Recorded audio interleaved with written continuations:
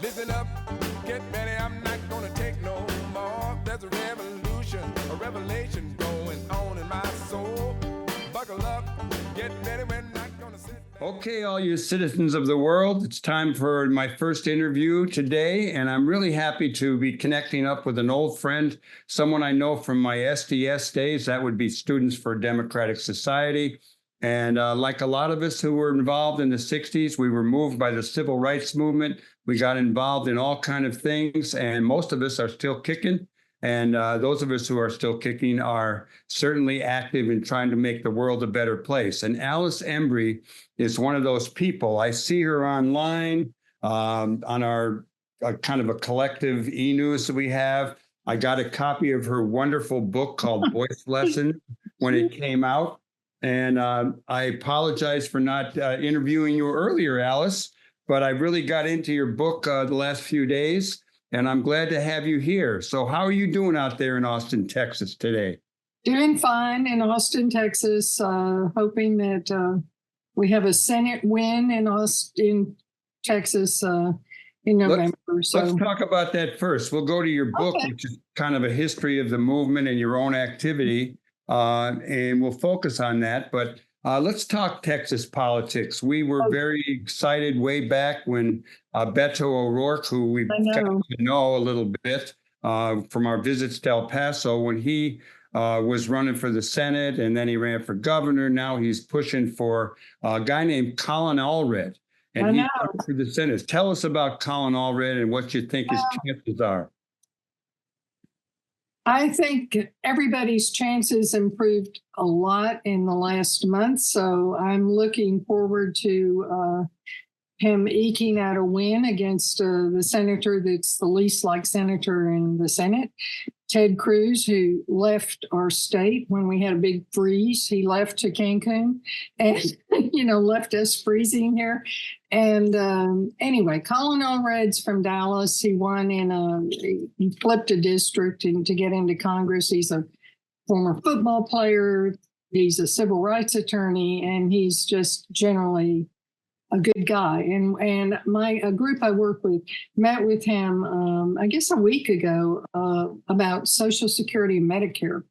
So he had a round table in Austin. And so I had my sign out in the yard, and, I think he's got a good chance. And anybody out there that can. I hope so. I do go to El Paso pretty much every year for the last 22 or 3 years, or 24, and to this basketball in the Barrio program. And I've met a lot of people who are politically conscious down there. And everyone has been saying that Texas will eventually become blue, but it seems to be stalled over and over. And Beto had a shot, but Allred, you think, has an opportunity to win this election? Well, I think that what's happened is a lot of young people have gotten activated. A lot of people have kind of gone, okay, this is a big deal. And so I think that it's that new energy that we've seen in the last month. Beto was like fantastic. There are 254 counties in Texas. It's a big state. It is. Lots of land to travel, and Beto did, he went to every county, and he's got a ground game still working here, doing voter registration and get out the vote stuff. So, What's your sense of the shift of Texas from kind of a red state to maroon or purple and then going blue? So demographically, we're on that edge there. Harris County, where Houston is, most diverse city, I think, in the United States. It's got a population larger than 26 states. Houston, a lot of you've got the urban rural split. And one thing that we have terrible people in state office. We'll start with the Governor Abbott, Ken Paxton, the Attorney General, and Dan Patrick, the Lieutenant Governor. And it's like, oh my God. And then terrible gerrymandering. So it's been a really tough fight, but the governor keeps getting beaten on his big charter thing last session. was trying to basically, divert money to private charter schools from public education. And rural Texans are like fond of their high schools. And more than fond, it's a big deal. And so he got beaten, I think, 3 times. He's still trying to do it. So nothing is, we all live in that, maybe this time moment, but okay, I don't want to, I think we'll hope for the best. Of course. And I think, I'm an internal optimist and kind of a meliorist, believe that things get better. I know they don't always, but let's do a little shift, which will focus on your book, which was the co-winner of the Liz Carpenter Award for the best book on the history of Texas women, given out by the Texas Historical Society. And, in the book, it's a memoir, and it traverses your getting involved from being a kind of a goody-goody girl to a girl going a little bit wild. And that's probably when I met you back in the early days of SDS. And I think you, like a lot of us, were drawn by civil rights. Give us a little bit of your movement history. Well, Texas, Jim Crow South, and, with the signs on the buses, colored in the back, and the signs on the drinking fountains and segregated schools and all of that. So when I was a freshman at UT, the UT sports and dorms were still segregated. And so I was drawn into those battle lines first before SDS. And we were in the backyard of Lyndon Johnson. Lyndon Johnson's daughter was living in Consolving Dormitory. So we had a demonstration there about less than a month after the assassination of Kennedy. And it of course, got national news. President's daughter lives in segregated housing. So, we were kind of pushing that envelope all the time in Lyndon Johnson's backyards. And we got in trouble. I got in trouble. Giving a speech against the war, and 6 of us were put on disciplinary probation. It was a big free speech fight, and that's kind of trouble. That when I went from the good girl to, it was to the kind of disciplinary probation world of the University of Texas.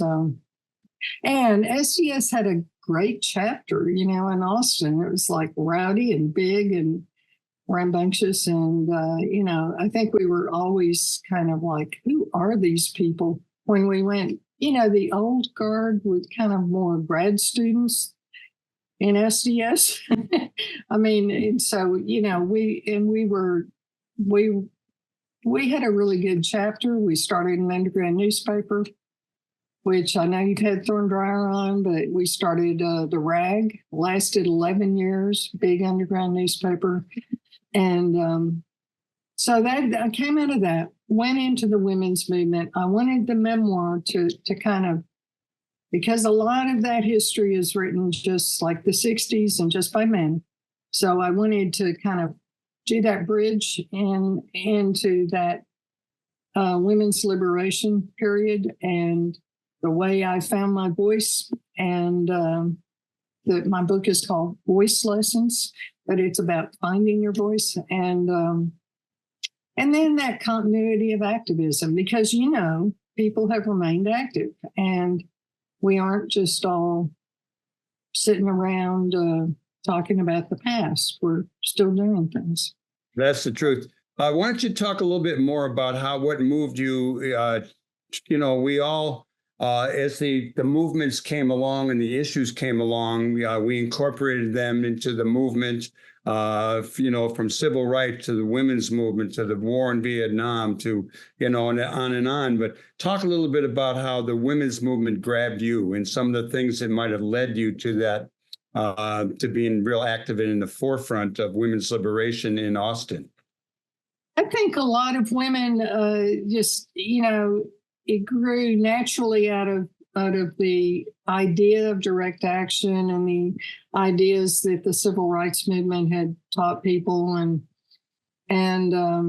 it was like, oh, I mean, it was just a revelation to me to kind of get into a feminist analysis of what was going on.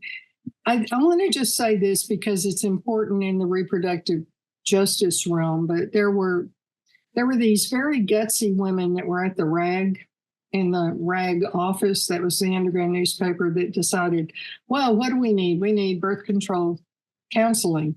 And then that became very shortly, because they kept getting calls and inquiries, abortion referral. And they did a lot of work in that area between 69, 70, 71, legislative hearings, all kind of things. And so because they knew that it was illegal, they talked a very young attorney, Sarah Whittington, into filing a lawsuit. And that backstory is not very well known, but it's, she was, they had coffee with her, what can we do? And she filed Roe v. Wade along with another attorney. And of course, 3 years later from the time it was filed, the Supreme Court, I think, stunned everybody involved with the Roe v. Wade decision. I wish it had held. It's very, very bad in Texas, but there's still all these people doing work. And I mean, the work goes on. Well, I really like the quote in your book. You talked about Ann Richards, who was, I think a governor at one time over there. And she basically said, roosters crow, hens deliver. Hens deliver. I know. I think, who was it? I guess Kathy Whitmer, to like get stuff done. I mean, it's kind of like she came in, she was in the Ann Richards was just a trailblazer as a governor, and she got a lot of stuff done. And then shortly after that, we began to drift into to a Republican lock on state offices, but we have some great, Molly Ivins, we have some great rowdy women to be proud of here. Yeah, I'm sure there'll be more too. And Casey Hayden was Casey Hayden, I know. Well, Casey Hayden was about 3 years ahead of me, and so I did not interact with her on the UT campus. But she was a mover and shaker in integrating movie theaters, and so people I know and got her to talk about. There was a reunion of a group that had done that. They called it stand-ins because they'd stand in line, ask for tickets, get refused, go back. I mean, it was like a sit-in, but, block the ticket counter at movie theaters. So it was pretty cool. And People's History in Texas.org has a great little documentary on the stand-ins in Austin. Another thing that you did was you worked with NACLA, which was the North American Congress on Latin America, as well as I think you were doing that in New York, and also the Rat newspaper, which I think Jeff Shiro was involved in helping to start that after you all had done the RAG in Texas. Talk a little bit about your interest in Latin America and where that might have taken you and what you see happening back then and now. Well, NACLA was Power Structure Research Group, did a lot of work on foreign policy implications of, money and the CIA in Latin America, but also did the leaflets, the Who Rules Colombia leaflet for the strike at Colombia, and then something on Mexico. And then I was working on mass media ownership. Anyway, so when I got back, after the coup in Chile, I had been to Chile once, and I had been to Cuba on an SDS trip. And I had an interest and also had been to Mexico with our pamphlet after the 1968 Tlatelolco massacre. And so I got very involved with the Austin Committee for Human Rights in Chile, and we lasted a long time, did a lot of work. And that, it probably takes longer than we have to talk about what has happened now. And Boric and the president in Chile, he's very progressive, but, they've got the same, fight going on with the right wing there. And, it's interesting to see it all play, like, Lula in Brazil. And then, it's been a lot of changes, but, it's a lot of interest in that part of the world. I follow it too. I've been to Nicaragua, to Cuba, 3 times, Cuba a couple times. I got to say that, we had a former leftist in El Salvador who's kind of moved to the right. And I'm not sure where I'm at on Daniel Ortega these days in Nicaragua. So I know it's not always a slam dunk, is it? And it's like, no, it's not. My daughter worked with the Committee in Solidarity with the People of El Salvador. So I went down. I was actually there the prior election when the FMLN won the presidency. But every country has wealth inequality now in outrageous forms. And so actually making changes that help people and reduce that inequality, that's a pretty tough thing. I mean, you can raise people's hopes and you can only do so much in the legislative realm. Well, we got a couple minutes left, Alice, and I'd like for you to kind of maybe give a little quick look at you being involved in the movement and what that meant, and any suggestions you might have to younger people who are maybe in school or just out of school trying to figure out what to do that would make them happy and make the world a better place. Wow. I've been very inspired by the younger activists I've gotten to know in reproductive justice realm, and it's a marathon. It's not a sprint. You've got to give people time off when they have young children. You've got to understand that people go through a lifetime, but that people also can go through a lifetime of commitment to social justice. And the older generation can be great allies and learn a lot from a younger generation that's really, so much more diverse and, and some of that just comes, in a different form than I experienced it at the UT campus in 1963. So I'm encouraged, and people should never lose hope because that's what they want us to do. It's the cynicism poison. And that's what they want, us to feel frozen and as though we can't do anything. And we can always.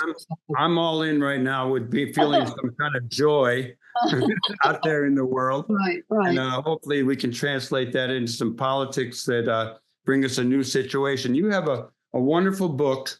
Once again, it's called Voice Lessons. And it was published by the Briscoe Center, where I know you've been pushing for SDS people to put their archives. I'm sitting on a lot of stuff that I have to. I know. I don't know what we can do to push you. I mean, they do great with photographs. They do. I got enough stuff to share. I'm gonna do it. Good. I mean, I'm gonna tell the director that you do.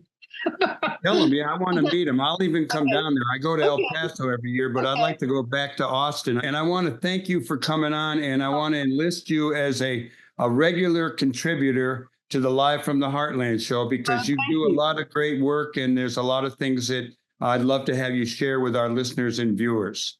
Thank you, Michael, for letting me be on in Chicago and live all over the world and all. Right on, sister. Power to the people, and I'll talk to you soon.